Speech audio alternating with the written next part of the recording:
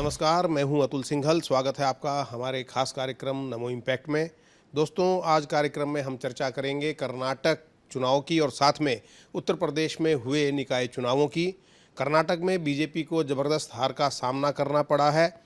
साल के अंत में 3 राज्यों में और चुनाव हैं और ये माना जा रहा है कि एक तरीके से सेमीफाइनल था। और चूंकि अगले साल लोकसभा के चुनाव भी होने हैं, उस पर क्या असर पड़ेगा, इन सब बातों पर चर्चा के लिए हमारे साथ हैं हमारे पैनलिस्ट डॉक्टर नंदकिशोर गर्ग। गर्ग साहब, सबसे पहले तो सवाल ये, आपने कहा था कि कड़ा मुकाबला रहेगा और बराबर बराबर सीटें आएंगी कांग्रेस की और बीजेपी की। मुझे लगता है कि इसमें आकलन में कुछ ना कुछ गड़बड़ रह गया। मैंने 2 बातें कही थी। एक तो ये कहा था कि 2 पार्टियां 200 में आएंगी और बाकी सारी खरीद 24 में होगी जी। तो 24 वाली 23 है, ये बात तो ठीक नहीं है ना। 200 में दोनों हैं, ये भी ठीक निकली। ये अंतर रह गया कि 66 और 132 या 33 जो भी है, अंतर रह गया इसलिए कि जो कंसोलिडेशन, जब ध्रुवीकरण होता है, जितना उन्होंने कांग्रेस के लोगों ने एक तो 40% का जो प्रचार किया करप्शन का, जो कोई स्टेटमेंट ठेकेदारों से दिलाई हुई थी, कॉन्ट्रैक्टर एसोसिएशन की, ध्यान करें आप, तो 40% की सरकार करके दूसरा एक एमएलए पकड़ा गया था विद कैश अच्छा खासा। किसने पकड़ा? कर्नाटक के लोकायुक्त सरकार के अंडर है। उन 2 को बनाने में सफल हो गई कि बेईमान, ये सरकार बेईमान, ऐसा नैरेटिव सेट हो गया, नैरेटिव बन गया। दूसरा, येदुरप्पा को हटाना 1.5-2 साल पहले, जो टैलेस लीडर था और केवल लिंगायत का नहीं था, उसकी लोकप्रियता पूरे कर्नाटक में थी। और मुझे आज भी शेषाद्री जी के वो शब्द याद आते हैं 1994 में कि मैंने एक किसान नेता तैयार किया है, संघ के वरिष्ठतम वो थे, कर्नाटक के ही थे, जो अगला चीफ मिनिस्टर होगा। ये मैं बता रहा हूँ 1992 जी। और येदुरप्पा जी ने 3 बार बने। दुर्भाग्य से उनकी आयु थी और उस आयु के उसमें कई बार हम भी कुछ आयु को ज़्यादा जोर देते हैं, ज़्यादा ध्यान दे देते हैं, और उनको हमने हटा के बम्बई को बनाया। बम्बई को कोई बेईमान नहीं कह रहा। मजा है, देखो, कुछ चीफ मिनिस्टर को बेईमान नहीं कहता।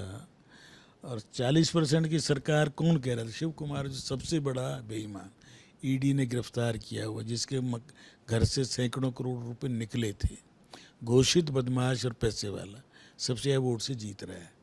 तो इस कलयुग में, इस लोकतंत्र में कुछ बड़ी विडंबनाएं हैं। रेड्डी ब्रदर्स में सबसे बड़ा बेईमान जो लगातार जेल में रहा बरसों, बीजेपी ने निकाला, वो इस बार भी अपनी पार्टी बना के 10-20 सीट लड़ा, 1 जीत के आ गया और कांग्रेस को सपोर्ट कर रहा है। देखिए, राजनीति तो शह और मात का खेल है, लेकिन क्या आपको ऐसा नहीं लगता कि जो बीजेपी के रणनीतिकार हैं वो स्थिति का आकलन करने में विफल रहे? स्टेट लेवल पर बिल्कुल मैं उससे सहमत हूँ। और केवल मोदी जी, सारे वोटर क्या कह रहे हैं? मोदी जी को तो देंगे, उस दिन भी कह रहे हैं। मोदी जी के प्रति अलग विचार है, राज्य सरकारों के प्रति अलग विचार है। मोदी जी पे करप्शन का आरोप लगा नहीं सकते क्योंकि है नहीं, और आप पे 40% का वहाँ के ठेकेदारों ने, और उसमें वायरल हुआ वो, आप उसको तोड़ नहीं कर पाए। आप कहते रहे 85%। बीजेपी ने क्या किया? राजीव गांधी ने कहा था 15 पैसे पहुँचते हैं। वो कहा था, कब कहा था भाई? 80s में। आज करप्शन फ्री देश है क्योंकि डीबीटी ये वो सब हैं।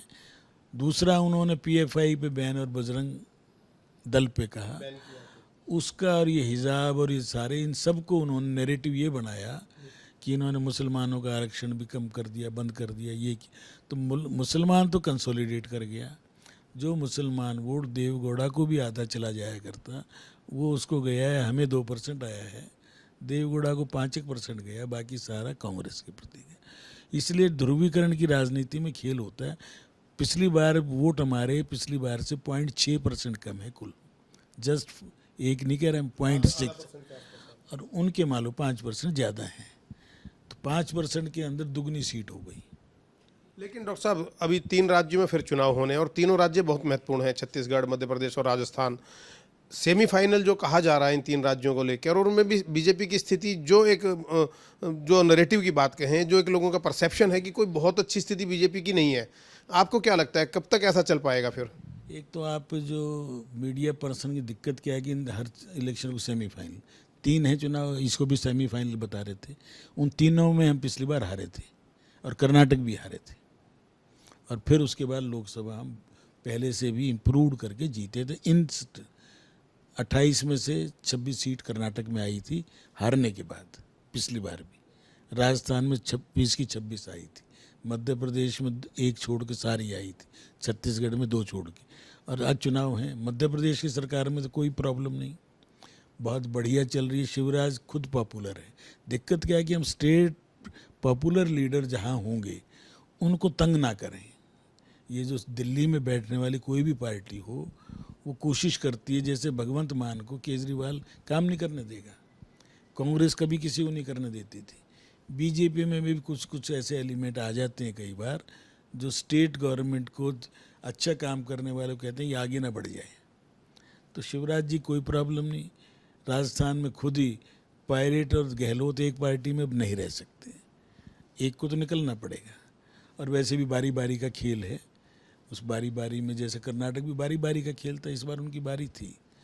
छत्तीसगढ़ में मुझे दिक्कत ये आती लगती, छोटी स्टेट है, एजेंडा वो बीजेपी और संघ का लेके चल रहा है भूपेश बघेल, जो मुझे लगता है, और वो एजेंडा ये और झंडा कांग्रेस का। तो वहाँ कई बार क्या है कि जो भावनात्मक मुद्दों पे हमारा कार्यकर्ता भी कई बार लगता है फिर ये यही काम तो ये भी कर रहा है, तो वो एक अलग इशू। परंतु मुझे आप उत्तर प्रदेश को क्यों भूल रहे हैं? उसी ने आपके लिए खुशी, आपके लिए तो खुशी का मौका है। खुशी का नहीं, ऐसा ना भूतो ना भविष्य। 17 बड़े शहर जहाँ निगम हो, 17 के 17 जीत जाएं, और मुकाबला भी 2-2, 3-3 लाख वोट से जीते हैं। जहाँ सबसे ज़्यादा मुस्लिम पॉपुलेशन है, जहाँ सबसे रामपुर की सीट की भी स्वार जो सीट थी उसको भी हमारे अपना दल का कैंडिडेट, हमारा साथी, पहला एक मुस्लिम भी जिताने में हम सफल हुए, 300-400 को दिया। और खुल के कोई कि बुलडोज़र की सरकार है, माफिया को मिट्टी में मिला देंगे। लोग क्लियर सुनना चाहते हैं, स्पष्ट सुनना चाह रहे थे। लोगों ने थोक में वोट दिए थे, उतना ही बड़ा चुनाव था। लगभग 4 करोड़ मतदाता यहाँ भी थे, वहाँ 5 करोड़ थे, और 2 करोड़ प्लस लोगों ने वोट डाला है। उत्तर प्रदेश के अंदर पूरे हर छोटे शहर से लेके बड़े शहर तक, तो मोदी जी की पॉपुलैरिटी में तो वहाँ भी कोई अंतर नहीं आया। मोदी जी ने आखिरी जो मेहनत की उससे बेंगलोर शहर में बराबर की सीटें आ गई। परंतु मुद्दे ऐसे थे, और मुस्लिम वोट हैं वहाँ, वो टीपू सुल्तान को लेके बढ़ रहे थे, हम हिजाब और इसके खिलाफ बोल रहे थे। सही तरीके से तो ढंग से मैं, और उसमें भी मोदी जी को इतना ज़्यादा वज़न डालना मैं समझता हूँ हम अन्याय कर रहे हैं, उचित नहीं है उसको। फिर भी अगले दिन वो राजस्थान में काम कर रहा है चुनाव से, उसके लिए चुनाव मंजिल नहीं है, एक पड़ाव था। अगले दिन से राजस्थान लग गया, उसके बाद गुजरात हुआ है, उसके बाद पूरे देश में लग रहा है। और विकल्प कहाँ है? अच्छा हो गया ना, आज राहुल गांधी फिर थोड़ा उभरेगा, तो केजरीवाल, ममता जो थोड़े केसीआर उभरना चाह रहे थे वो नीचे दबेंगे। केसीआर ने भी सपोर्ट किया था देवगौड़ा को कर्नाटक में, जबकि आंध्रा से लगता है वो तेलुगु भाषी बहुत है। तो क्या स्थिति रहेगी? 37 से घट के 19 आ गई, उसमें भी 2 बेटे हैं। तो वो बाकी 16-17 किसी दिन भी आप अखबार में पढ़ोगे, 5-7 कांग्रेस में चले जाएंगे, 5-7 बीजेपी में चले जाएंगे। Ultimately that party has to be finished, हो जाएगी। तो 1-1 में लोकसभा में 28 में से फिर हम कर्नाटक की 24-25 सीटें आराम से निकालेंगे। चलिए, बहुत बहुत धन्यवाद हमसे बात करने के लिए। बड़ी महत्वपूर्ण बात कही डॉक्टर नंदकिशोर गर्ग ने। उन्होंने कहा कि क्षेत्रीय जो क्षत्रप हैं, जो बड़े राजनेता हैं, उनको स्वतंत्र रूप से कार्य करने देना चाहिए, और तभी उस पर्टिकुलर राज्य में वह पार्टी या वह नेता सही तरीके से काम कर पाएगा। जैसे उत्तर प्रदेश में योगी आदित्यनाथ को एक पूरी तरीके से स्वतंत्र हाथ दिया गया काम करने के लिए, और अच्छे नतीजे उसके देखने को मिले, इसी प्रकार कर्नाटक में भी करना चाहिए था, या दूसरे राज्यों में भी यही करना चाहिए जहाँ जहाँ चुनाव हैं या चुनाव होने वाले हैं। वीरेंद्र मिश्रा के साथ अतुल सिंघल, दिल्ली।